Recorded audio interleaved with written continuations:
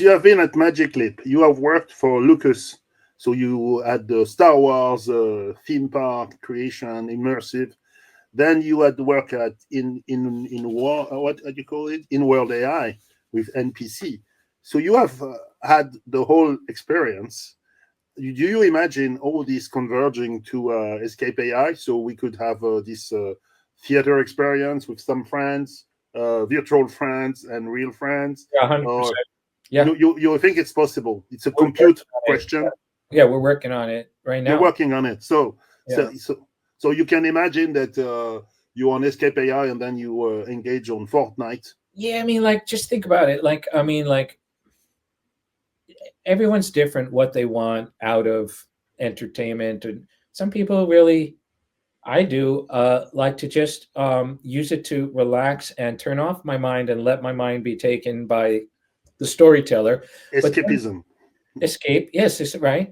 But then, you know, especially the newer incoming generation, they may want more. They want to explore, right? They want to do things. They love the world, right? So they're like engaged by the world. So in the 20th century version of this, it's like, I like the world, so I'll see the movie and maybe I'll play a game, or I'll try to find the character or the actor somewhere. So you're like trying to piece together as a fan other ways to experience because you love it so much, right?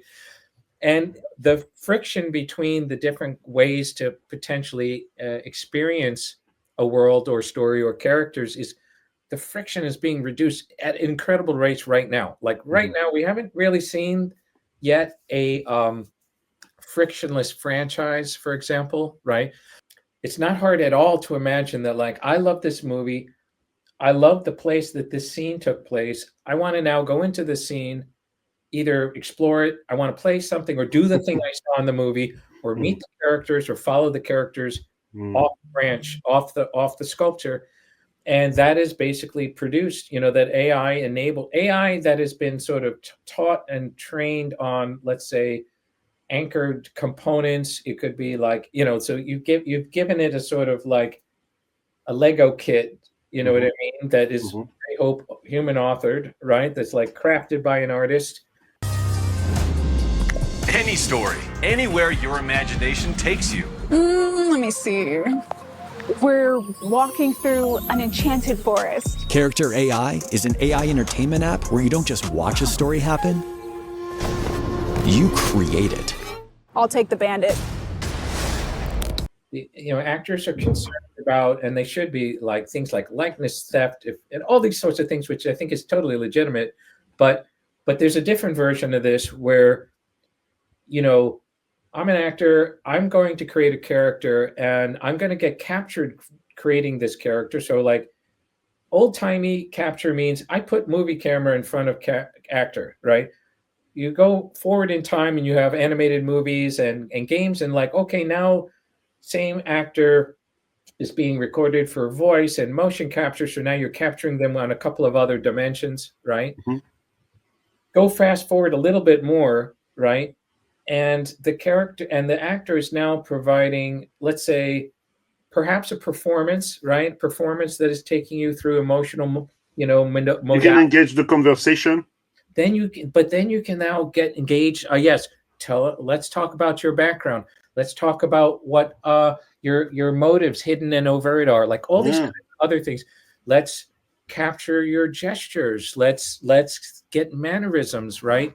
And then before you know it, the new form capture, right, for Neo Cinema is this thing that can basically produce a character that can actually be sent in directions that weren't originally conceived of, and perform and do all that stuff, which in my opinion is just a new form of immortality for actors and performers. It's like, oh, I'm going to make a living character now, right? They should not be fearing this. Well, we should get the terms right so that everyone feels comfortable that it's not about stealing your soul, your soul, right? But imagine you can make a character that can now go into all these different media types, multimedia, and then have infinite expandability. Some people may not like that. Some people might think that's quite interesting, right? That they can do that and have that kind of impact. I could imagine a character that is made in a particular way with AI powering it, that is still around 100 years from now. You know, that was born from an actor, Yeah. right? Actor's mind, right? Yes. Or Yes.